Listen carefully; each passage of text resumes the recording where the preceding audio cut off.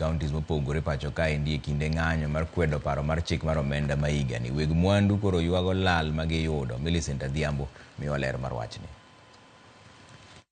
E kaunti ma Kisumu, achiel kuom duka maduong' mar dusruok maong'ere kaka Wineka Salon Spa and Barber Shop ne omonji ma oyak mwandu duto mane nitie iye e kinde ng'anyo manyoro. Jotije makanyo oyango ni en lal maduong' makoro jatendgi ma odak ga e pinje maoko oyudo gino makoro omiyo jotije mahao 100 manyocha dondo e dukano owito tijegi.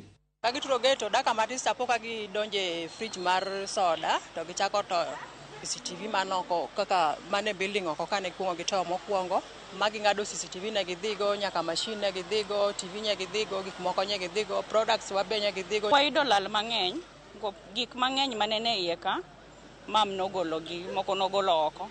They are worth a lot of money. To kae mano wachulo go rent mano timo gik mamoko.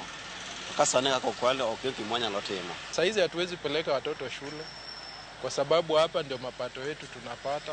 Gikwayo mondo odiochienge mag ng'anyo, sirikal oneni orido arita ne dukni madongo manitie e chuny boma. Kuonde mantie ohendni madongo dongo kaka CBD, security onego bedni keto sasa ya mang'anyo nitie. Ng'anyo kacho ting'o ji mopogore. Ng'iyo ohala mag tich iket security very tight nikech ei Kisumu kae karwa ka kende mano bed affected. Sirikal ma onego bedni gikonyo jopiny. To kanogone gi simu ni mondo gibigi kony ka kethore kibiro late after ka gimoro amoro osekaw.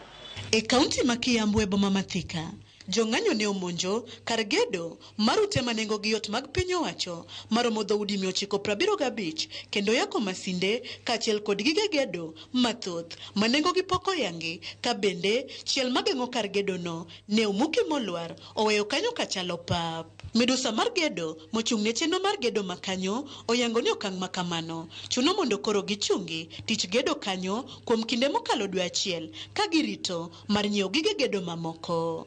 We are talking of millions of money. Vandalism on the machineries. Our bashing plant got attacked, and we have lost the computers that control the bashing plant. So we are saying that for us to be able to go back and start working again on this equipment, it's going to take maybe 2 to a month time. Benedu kamar Naivas e bomano ne omonji kendo mwandu mathoth ne oyaki kata kamano jotelo mag Naivas ne otamore loso. E boma ma Naivasha e kaunti ma Nakuru mayo jopiny 100 ne ondhi kod obila kotenore kod okang' mane gikawo mar wang'o apis mar jaod bura makono Jane Kihara kod monj mar duka mar Naivas mane oyake mwandu manengo gi odhuro gino mane omiyo Naivas ochungo jotije maheo 100. When it comes to now destroying properties kuingia Naivas, that is now where we draw the line. Kwa sababu Naivas imeemploy watu wengi sana, so many youth. Masira makamano bende ne oweyo kamagawa maong'ere kaka EPCO ne owang' gino mabende ne oweyo apise mag KRA kod NHIF yudo kethruok mokalo.